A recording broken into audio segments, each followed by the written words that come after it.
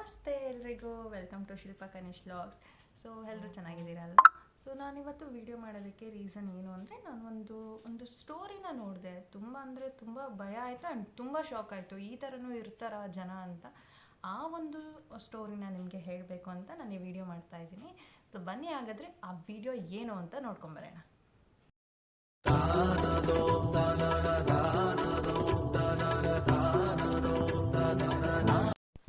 1953 ನಡೆದಿರುವಂಥದ್ದು ಈ ಘಟನೆ. ಆ್ಯಂಡ್ ಸ್ಮಾಲ್ ಟೌನ್ ಆಫ್ ಬೂಮರ್ಸ್ ವಿಲ್ಲದಲ್ಲಿ ನಡೆದಿರುವಂಥದ್ದು. ಇದು ಬೂಮರ್ಸ್ ವಿಲ್ಲದಲ್ಲಿರುವ ಒಂದು ಸಣ್ಣ ಒಂದು ಊರಲ್ಲಿ ಈ ಒಂದು ಘಟನೆ ನಡೆದಿರೋದು. ಸೊ ಈ ಘಟನೆಯ ಮುಖ್ಯ ಪಾತ್ರಧಾರಿ, ನಾನಿಲ್ಲಿ ಇವಾಗ ಫೋಟೋ ಹಾಕ್ತಾ ಇದ್ದೀನಿ ನೋಡಿ, ಇವರೇ ಘಟನೆಯ ಮುಖ್ಯವಾದ ಪಾತ್ರಧಾರಿ.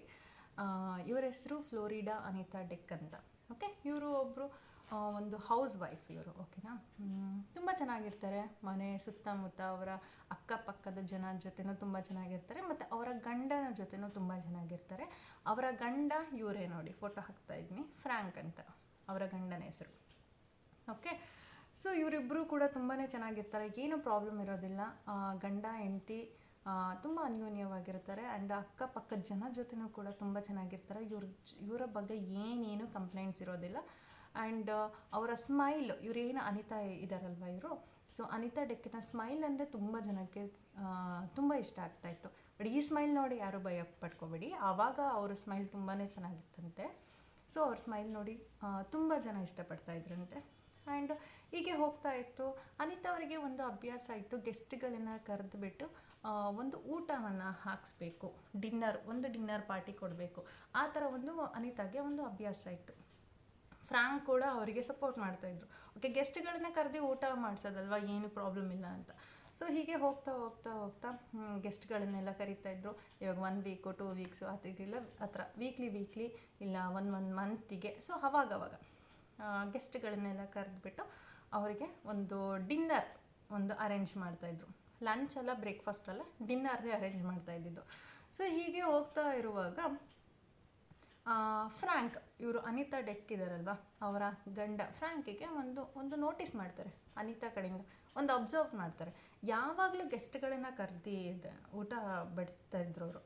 ಬಟ್ ಅವರು ಯಾವಾಗಲೂ ಅವರು ಗೆಸ್ಟ್ಗಳನ್ನ ಕರೆದು ಊಟ ಮಾಡ್ಕೊಂಡು ಹೋಗುವಾಗಲೂ ಇವ್ರು ಮಾತ್ರ ಊಟ ಮಾಡ್ತಾ ಇರಲಿಲ್ಲ. ಯಾರು? ಅನಿತಾ. ಅದನ್ನು ಇವರು ಅಬ್ಸರ್ವ್ ಮಾಡ್ತಾರೆ. ಫ್ರ್ಯಾಂಕ್, ಏನಿದು ಎಲ್ರಿಗೂ ತಿನ್ನಿಸ್ತಾರೆ, ಬೇರೆಯವ್ರಿಗೆ ಎಲ್ರಿಗೂ ತಿನ್ನಿಸ್ತಾರೆ, ನನಗೂ ತಿನ್ನಿಸ್ತಾಳೆ, ಬಟ್ ಆದರೆ ಇವ್ಳು ಮಾತ್ರ ಊಟ ಮಾಡ್ತಾ ಇಲ್ವಲ್ಲ, ಏನಿದು ಅಂತ. ಒಂದು ಸತಿ ನೋಡಿದ್ರು, 2 ಸತಿ ನೋಡಿದ್ರು. ಆಮೇಲೆ ಪದೇ ಅದೇ ಥರ ರಿಪೀಟ್ ಆದಾಗ ಅವರಿಗೆ ಡೌಟ್ ಬಂತು, ಇದು ಯಾಕೆ ಈ ಥರ ಮಾಡ್ತಾ ಇದ್ದಾರೆ ಅಂತ.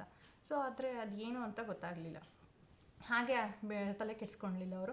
ಮತ್ತೆ ಸುಮ್ಮನೆ ಬಿಡ್ತಾರೆ. ಮತ್ತೆ ಅದೇ ಥರ ರಿಪೀಟ್ ಆಗುತ್ತೆ. ಗೆಸ್ಟ್ಗಳನ್ನ ಕರೀತಾರೆ, ನೈಟ್ ಡಿನ್ನರ್ ಪಾರ್ಟಿ ಅರೇಂಜ್ ಮಾಡ್ತಾರೆ. ಬಟ್ ಅನಿತಾ ಡೆಕ್ ಮಾತ್ರ ಊಟ ಮಾಡೋದಿಲ್ಲ, ಎಲ್ರಿಗೂ ಸರ್ವ್ ಮಾಡ್ತಾರೆ ಅಷ್ಟೇ. ಸೊ ಯಾಕೆ ಈ ಥರ ಆಗುತ್ತೆ ಅಂತ ಅವರಿಗೂ ಕ್ವಶನ್ ಮಾಡಲಿಲ್ಲ ಅವರು. ಯಾಕೆ ಈ ಥರ ಇವಳು ಊಟ ಮಾಡ್ತಾ ಇಲ್ಲ, ಏನಿದಕ್ಕೆ ರೀಸನ್ನು ಅಂತ ಹುಡ್ಕೊಳಕ್ಕೆ ಹೋದಾಗ ಅವನಿಗೊಂದು ಡೈರಿ ಸಿಗುತ್ತೆ. ಅನಿತಾದು ಒಂದು ಡೈರಿ ಸಿಗುತ್ತೆ. ಆ ಡೈರಿ ಓಪನ್ ಮಾಡಿದಾಗ ಅವನಿಗೊಂದು ಶಾಕಿಂಗ್ ನ್ಯೂಸ್ ಗೊತ್ತಾಗುತ್ತೆ. ಅದೇನು ಅಂತ ಹೇಳಿದ್ರೆ, ಅನಿತಾ ಊಟ ಬಡಿಸ್ತಾ ಇರೋದು ಹ್ಯೂಮನ್ ಬೀಯಿಂಗ್, ಅಂದರೆ ಮನುಷ್ಯ ಒಂದು ಮಾಂಸನ ಅವರು ಗೆಸ್ಟ್ಗಳಿಗೆ ಊಟಕ್ಕೆ ಬಡಿಸ್ತಾ ಇದ್ದಿದ್ದು. ಸೊ ಅವನಿಗಂತೂ ತುಂಬ ಅಂದರೆ ತುಂಬ ಶಾಕ್ ಆಗುತ್ತೆ. ಅವನಿಗೆ ಏನು ಮಾಡಬೇಕು ಅಂತಲೇ ಗೊತ್ತಾಗೋದಿಲ್ಲ. ಸೊ ಆಮೇಲೆ ಹೋಗ್ತಾ ಮತ್ತೆ ಅವ್ನು ಸುಮ್ಮನಾಗ್ಬಿಡ್ತಾನೆ ಅಲ್ಲಿಗೆ. ಅದು ಗೊತ್ತಾದ್ಮೇಲೆ ಅವ್ನು ಸುಮ್ಮನಾಗ್ತಾನೆ. ಅದಾದಮೇಲೆ ನೆಕ್ಸ್ಟ್ ಒಂದು ಡಿನ್ನರ್ ಪಾರ್ಟಿಗೆ ಅವಳು ಮತ್ತೆ ಗೆಸ್ಟ್ಗಳನ್ನು ಇನ್ವೈಟ್ ಮಾಡ್ತಾರೆ. ಸೊ ತುಂಬ ಅಂದರೆ ತುಂಬ ಭಯ ಆಗ್ತಿದೆ ಅವನಿಗೆ. ಹೆಂಗೆ ಮಾಡ್ತಿದ್ದಾಳೆ ಇವಳು, ಯಾರು ಮನುಷ್ಯರದು ಮಾಂಸ ಇವಳು ಹಿಂಗೆ ಅವರಿಗೆ ಊಟ ಬಡಿಸ್ತಿದ್ದಾಳೆ ಅಂತ ಅವನಿಗೆ ತುಂಬಾ ಶಾಕ್ ಆಗುತ್ತೆ. ಆವತ್ತಿನ ದಿನ ಅವಳು ಏನು ಮಾಡ್ತಾಳೆ, ಅವಳಿಗೆ ಗೊತ್ತಾಗಿರುತ್ತೆ ಇವನಿಗೆಲ್ಲ ವಿಷಯ ಗೊತ್ತಾಗಿದೆ, ಫ್ರ್ಯಾಂಕಿಗೆ, ನನ್ನ ಗಂಡಂಗೆ ಎಲ್ಲ ಗೊತ್ತಾಗಿದೆ ಅಂತ ಅವಳಿಗೆ ಗೊತ್ತಾಗುತ್ತೆ. ಸೊ ಆವಾಗ ಅವಳು ಏನಂತಾಳೆ, ಡಿಯರ್ ನೆಕ್ಸ್ಟ್ ನೀನೇ ಅಂತ ಹೇಳ್ತಾಳೆ. ಸೊ ಅವನಿಗೆ ಫುಲ್ ಶಾಕ್ ಆಗಿಬಿಡುತ್ತೆ. ಇದೇನು ನನಗೆ ಹೇಳ್ತಿದ್ದಾಳಲ್ಲ ಇವಳು, ನೆಕ್ಸ್ಟ್ ನಾನೇ ಅಂದರೆ ಏನದು ಅಂತ ಅರ್ಥ ಆಗಲ್ಲ. ಸೊ ಫುಲ್ ಎಲ್ಲ ಲಾಕ್ ಮಾಡಿಬಿಟ್ಟಿರ್ತಾಳೆ. ಅಂದರೆ ಅವಳಿಗೆ ಗೊತ್ತಾಗಿದೆ, ನನ್ನ ಗಂಡಂಗೆ ಎಲ್ಲ ವಿಷಯನೂ ಗೊತ್ತಾಗಿದೆ. ಸೊ ಇವಾಗ ಅವನಿಗೆ ಎಲ್ಲೂ ಎಸ್ಕೇಪ್ ಆಗೋಕ್ಕೆ ಚಾನ್ಸೇ ಇಲ್ಲ. ಆ ಥರ ಎಲ್ಲ ಲಾಕ್ ಮಾಡಿಬಿಡೋಣ ಅಂತ ಎಲ್ಲ ಫುಲ್ ಲಾಕ್ ಆಗಿರುತ್ತೆ.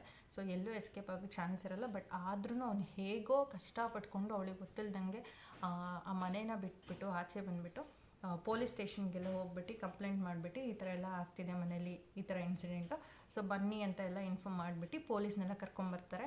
ಸೊ ಪೊಲೀಸ್ ಎಲ್ಲ ಕರ್ಕೊಂಬಂದಮೇಲೆ ಅವ್ರ ಮನೆಗೆ, ಅನಿತಾ ಮನೆಗೆ ಬಂದುಬಿಟ್ಟು ಎಲ್ಲ ಎಂಕ್ವೈರಿ ಎಲ್ಲ ಮಾಡಿ ಇನ್ವೆಸ್ಟಿಗೇಷನ್ ಸ್ಟಾರ್ಟ್ ಮಾಡ್ತಾರೆ. ಸೊ ಎಲ್ಲ ಕಡೆನೂ ಹುಡುಕ್ತಾರೆ, ಏನೂ ಇರೋದಿಲ್ಲ. ಇವನಿಗೆ ಎಲ್ಲಿಂದ ತರ್ತಾ ಇದ್ದಾಳೆ ಮನುಷ್ಯರು ಮಾಂಸನ ಅಂತ ಗೊತ್ತೇ ಆಗೋದಿಲ್ಲ. ಬಟ್ ಆಮೇಲೆ ಅವ್ರ ಮನೆಯ ಒಂದು ಬೇಸ್ಮೆಂಟಲ್ಲಿ ಎಲ್ಲ ಚೆಕ್ ಮಾಡಿದಾಗ ಗೊತ್ತಾಗುತ್ತೆ ಒಂದು ಶಾಕಿಂಗ್ ನ್ಯೂಸ್ ಏನಂದರೆ, ಅವಳಿಗೆ ಆಲ್ರೆಡಿ 6 ಮದುವೆ ಆಗಿರುತ್ತೆ, ಇವನು 7ನೇವನು ಫ್ರ್ಯಾಂಕು. 6 ಜನರ ಅವ್ರ ಗಂಡಂದ್ರಿನ ಡೆಡ್ ಬಾಡಿಗಳು ಅಲ್ಲಿ ಸಿಗುತ್ತೆ. ಓಕೆ, ಆ ಡೆಡ್ ಬಾಡಿಗಳು ಯಾರ್ದು ಅಂತ ಅವಳೇ ಹೇಳ್ತಾಳೆ, ಇದು ನನ್ನ 6 ಗಂಡಂದ್ರದ್ದು ಅಂತ ಗೊತ್ತಾಗುತ್ತೆ. ಅವಳದು ಅನಿತಾ ಗಂಡಂದ್ರದ್ದು. ಆ ಥರ ಇದ್ವು ಅಂದರೆ ತಲೆ ಇರಲಿಲ್ಲ, ಒಂದೊಂದು ಪಾರ್ಟ್ಸು ಒಂದೊಂದು ಕಡೆ ಇತ್ತು. ಬಟ್ 6 ಡೆಡ್ ಬಾಡಿಗಳು ಸಿಗುತ್ತೆ. ಅದಾದಮೇಲೆ ಗೊತ್ತಾಗುತ್ತೆ ಇನ್ನೊಂದು ಶಾಕಿಂಗ್ ನ್ಯೂಸ್ ಏನು ಅಂದರೆ, ಆ 6 ಡೆಡ್ ಬಾಡಿಗಳು ಬೇರೆ ಯಾರೂ ಅಲ್ಲ, ಅನಿತಾ ಅವರ ಗಂಡಂದ್ರದ್ದು. ಒಂದಾದ್ಮೇಲೆ ಒಂದು ಆ ಥರ 6 ಜನ ಮದುವೆ ಆಗಿಬಿಟ್ಟು ಫ್ರ್ಯಾಂಕ್ ಇದ್ದಾನಲ್ಲ ಅವನು 7ನೇವನು. ಸೊ ತುಂಬ ಅಂದರೆ ತುಂಬಾ ಶಾಕ್ ಆಗುತ್ತೆ, ಯಾಕೆ ಈ ಥರ ಮಾಡ್ತಿದ್ದಾಳೆ ಅಂತ. ಆಮೇಲೆ ಎಲ್ಲ ಇನ್ವೆಸ್ಟಿಗೇಷನ್ ಎಲ್ಲ ಆದಮೇಲೆ ಅವಳು ಹೇಳ್ತಾಳೆ, ಅದು ಏನಾಗಿರುತ್ತೆ ಅಂದರೆ ಅವರ 6 ಜನ ಗಂಡಂದ್ರದ್ದು ಅವಳಿಗೆ ಒಂದು ಅಭ್ಯಾಸ ಇರುತ್ತೆ. ಅವರ ಒಂದು ಡೆಡ್ ಬಾಡಿಗಳಿರುತ್ತಲ್ಲ, ಒಬ್ಬರಾದ್ಮೇಲೆ ಒಬ್ಬರು ಇದೇ ಥರ ಒಬ್ರೊಬ್ರನ್ನೇ ಕೊಲೆ ಮಾಡಿಬಿಟ್ಟು ಅವ್ರನ್ನ ಆ ಮಾಂಸನ ಏನು ಮಾಡಿರ್ತಾರೆ ಕುಕ್ಕರಲ್ಲಿ ಹಾಕಿ ಬೇಯಿಸಿ ಅದನ್ನು ಗೆಸ್ಟ್ಗಳಿಗೆ ತಿನ್ನಿಸೋದು ಅವಳಿಗೊಂದು ಅಭ್ಯಾಸ ಆಗಿರುತ್ತೆ. ಒಂಥರ ಸೈಕೋ ಮೈಂಡು, ಸೈಕೋ ಅಂತ ಗೊತ್ತಾಗುತ್ತೆ ಎಲ್ರಿಗೂ. ಅಯ್ಯಪ್ಪ, ಫ್ರ್ಯಾಂಕಿಗಂತೂ ಫುಲ್ ಭಯ ಆಗಿಬಿಡುತ್ತೆ. ಅಷ್ಟೊತ್ತಿಗೆ ಅವನು ಹೆಂಗೋ ಸೇವ್ ಆದ. ಸೊ ಫೈನಲಿ ಅವಳು ಸೈಕೋ ಅಂತ ಗೊತ್ತಾಗುತ್ತೆ, ಫ್ರ್ಯಾಂಕು ಬಚಾವಾಗ್ತಾನೆ. ಇಲ್ಲಿಗೆ ಈ ಸ್ಟೋರಿ ಮುಗಿಯುತ್ತೆ. ಸೊ ಎಷ್ಟು ಭಯ ಆಗ್ತಿದೆ, ಎಷ್ಟು ಭಯ ಆಗುತ್ತೆ ಅಲ್ವಾ ಈ ಥರ ಎಲ್ಲ ಸ್ಟೋರಿ ಕೇಳಿದ್ರೆ. ಬಟ್ ಇದು ನಿಜವಾಗ್ಲೂ ನಡೆದಿರೋದು. ಸೊ ಅದಾದಮೇಲೆ ಅವಳನ್ನ ಅರೆಸ್ಟ್ ಮಾಡಿಬಿಟ್ಟು ಅವಳಿಗೆ ಏನು ಶಿಕ್ಷೆ ಕೊಡಬೇಕು ಆ ಥರ ಕೊಟ್ಟಿದ್ದಾರೆ. ಈ ಸ್ಟೋರಿ ನಾನು ಫಸ್ಟು ಇನ್ಸ್ಟಾಗ್ರಾಮಲ್ಲಿ ನೋಡಿಬಿಟ್ಟು ತುಂಬ ಭಯ ಆಯಿತು. ಅದು ನಿಜಾನ ಸುಳ್ಳು ಅಂತ ನನಗೂ ಗೊತ್ತಾಗಲಿಲ್ಲ. ಇನ್ನೂ ಇನ್ಸ್ಟಾಗ್ರಾಮಲ್ಲಿ ತುಂಬ ಫೇಕ್ ಹಾಕಿರ್ತಾರೆ ಅಂತ ಅಂದ್ಕೊಂಡೆ. ಬಟ್ ಅದೊಂದು ವಿಕಿಪೀಡಿಯಾನ ನಾನು ಓಪನ್ ಮಾಡಿ ಗೂಗಲಲ್ಲೆಲ್ಲ ಫುಲ್ ಸರ್ಚ್ ಮಾಡಿ ನೋಡಿದಾಗ ಗೊತ್ತಾಯಿತು ಇದು ನಿಜವಾಗ್ಲೂ ನಡೆದಿರೋದು 1953 ಅಂತ. ನೋಡಿ ಯಾವ ಥರ ಎಲ್ಲ ಇರ್ತಾರೆ ಅಲ್ವಾ. ಸೊ ಇಲ್ಲಿಗೆ ನಾನು ಈ ವಿಡಿಯೋನ ಎಂಡ್ ಮಾಡ್ತಾ ಇದ್ದೀನಿ. ಈ ವಿಡಿಯೋ ಎಂಡ್ ಆಗ್ತಾಯಿದೆ. ಬಟ್ ನಾನಿವತ್ತು ಒಂದು ರೆಸಿಪಿ ಮಾಡಿದ್ದೀನಿ ನನ್ನ ಸ್ಟೈಲಲ್ಲಿ, ಫ್ರೈಡ್ ರೈಸ್ ಹೇಗೆ ಮಾಡೋದು ಅಂತ. ಆ ಒಂದು ರೆಸಿಪಿನ ನೋಡಿಕೊಂಡು ಈ ವಿಡಿಯೋ ಎಂಡ್ ಆಗುತ್ತೆ. ಸೊ ಬನ್ನಿ ಹಾಗಾದ್ರೆ ಆ ರೆಸಿಪಿ ಹೇಗೆ ಮಾಡೋದು ಅಂತ ನೋಡ್ಕೊಂಡು. ಸ್ಟೈಲಲ್ಲಿ ನಾನು ಈಸಿಯಾಗಿ ವೆಜ್ ಫ್ರೈಡ್ ರೈಸ್ ಹೇಗೆ ಮಾಡೋದು ಅಂತ ನೋಡೋಣ. ಸೊ ನೋಡಿ, ಇಲ್ಲಿ ನನಗೆ ಏನೇನು ಬೇಕು ಎಲ್ಲ ವೆಜಿಟೇಬಲ್ಸ್ ಕಟ್ ಮಾಡಿ ಇಟ್ಕೊಂಡಿದ್ದೀನಿ. ಸೊ ಆನಿಯನ್ನು, ಬೀನ್ಸ್, ಕ್ಯಾರೆಟ್ ಮತ್ತು ಕೊತ್ತಂಬರಿ ಸೊಪ್ಪು, ಚಿಲ್ಲಿ ಒಂದು ಸ್ವಲ್ಪ, ಆಮೇಲೆ ಶುಂಠಿ ಬೆಳ್ಳುಳ್ಳಿ ಪೇಸ್ಟು ಅದು ಒಂದು 1/4 ಟೇಬಲ್ ಸ್ಪೂನ್ ಆದರೆ ಸಾಕಾಗುತ್ತೆ. ಸೊ ನಿಮ್ಮ ಅನ್ನದ್ದು ಕ್ವಾಂಟಿಟಿ ಮೇಲೆ ಎಷ್ಟು ರೈಸ್ ಹಾಕ್ತೀರೋ ಅಷ್ಟು ಮೇಲೆ ಅದು ಡಿಪೆಂಡ್. ಇಲ್ಲಿ ಸ್ಪೈಸಸ್ ಎಲ್ಲ ಇಟ್ಕೊಂಡಿದ್ದೀನಿ ಏನೇನು ಬೇಕು ಅಂತ. ಇದು ಪೆಪ್ಪರು, ಚಿಲ್ಲಿ, ಸ್ವಲ್ಪ ಅರಿಶಿನ ಪುಡಿ, ಸ್ವಲ್ಪ ಜೀರಾ ಪೌಡರು, ಆಮೇಲೆ ಗರಂ ಮಸಾಲ ಅದು ಸ್ವಲ್ಪ ಜಾಸ್ತಿನೇ ತೊಗೊಂಡಿದ್ದೀನಿ.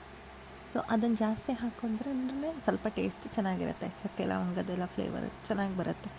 ಸೊ ಇದು ಅನ್ನ ಮಾಡಿಟ್ಕೊಂಡಿರೋದು. ಇಲ್ಲ ನೈಟಿಂದು ಈಗ ಅಕಸ್ಮಾತ್ ಬೆಳಗ್ಗೆ ಮಾಡಿರ್ತೀರ ಮಧ್ಯಾಹ್ನ ತಿನ್ನೋಕ್ಕಾಗಲ್ಲ ಅಂದ್ರೂ ಈ ಥರ ಮಾಡ್ಕೋಬೋದು. ಸೊ ಫಸ್ಟು ಸ್ವಲ್ಪ ಆಯಿಲ್ ಹಾಕ್ಕೊಳ್ಳೋಣ.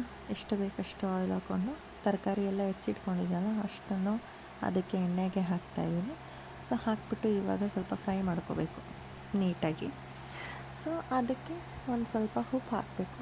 ತರಕಾರಿಗೆ ಉಪ್ಪು ಹಾಕೋದ್ರಿಂದ ಬೇಗ ಬೇಯುತ್ತೆ ಆ್ಯಂಡ್ ಟೇಸ್ಟ್ ಕೂಡ ಅದು ತುಂಬ ಚೆನ್ನಾಗಿರುತ್ತೆ. ತರಕಾರಿಗೆಲ್ಲ ಉಪ್ಪು ಹಿಡಿಯೋದ್ರಿಂದ ತುಂಬ ಟೇಸ್ಟಿಯಾಗಿ ಚೆನ್ನಾಗಿರುತ್ತೆ.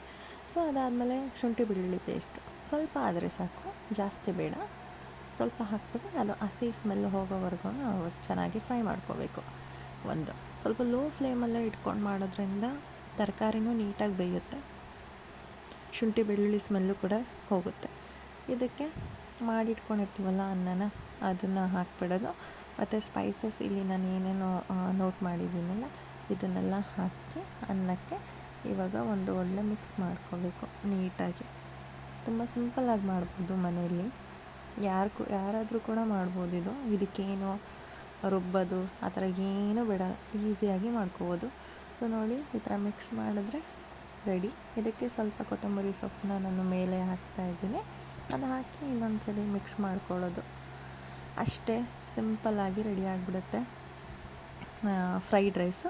ಇದರ ಮೇಲುಗಡೆ ನೀವು ಈರುಳ್ಳಿನ ಹಾಕ್ಕೊಂಡು ತಿಂದರೆ ಚೆನ್ನಾಗಿರುತ್ತೆ. ನಾನಿಲ್ಲಿ ಏನೂ ಹಾಕ್ಕೊಂಡಿಲ್ಲ, ಹಂಗೇ ತಿಂದಿದ್ದೀನಿ. ತುಂಬ ಚೆನ್ನಾಗಿರುತ್ತೆ ಮಾತ್ರ. ಸೊ ನೀವು ಕೂಡ ಈ ಥರ ಟ್ರೈ ಮಾಡಿ ಮನೆಯಲ್ಲಿ, ಹೇಗಿರುತ್ತೆ ಅಂತ ಕಮೆಂಟ್ ಮಾಡಿ. ಇದಕ್ಕೆ ಬೇಕಾದ್ರೆ ಎಗ್ ರೈಸ್ ಏನಾದ್ರು ನೀವು ಈ ಥರ ಎಗ್ ಏನಾದ್ರು ತಿನ್ನೋದಾದರೆ ಇದಕ್ಕೆ ಸ್ವಲ್ಪ ಎಗ್ಗನ್ನು ಕೂಡ ಹಾಕಿದ್ರೆ ಇನ್ನೂ ಚೆನ್ನಾಗಿರುತ್ತೆ. ಅದು ಎಗ್ ಫ್ರೈಡ್ ರೈಸ್ ಥರ ಚೆನ್ನಾಗಿರುತ್ತೆ. ಸೊ ಈ ವಿಡಿಯೋ ಇಲ್ಲಿಗೆ ಎಂಡ್ ಮಾಡ್ತಾಯಿದ್ದೀನಿ. ಸೊ ನಿಮಗೆಲ್ಲ ಈ ವಿಡಿಯೋ ಇಷ್ಟ ಆಗಿದ್ದರೆ ಲೈಕ್ ಮಾಡಿ. Thank you.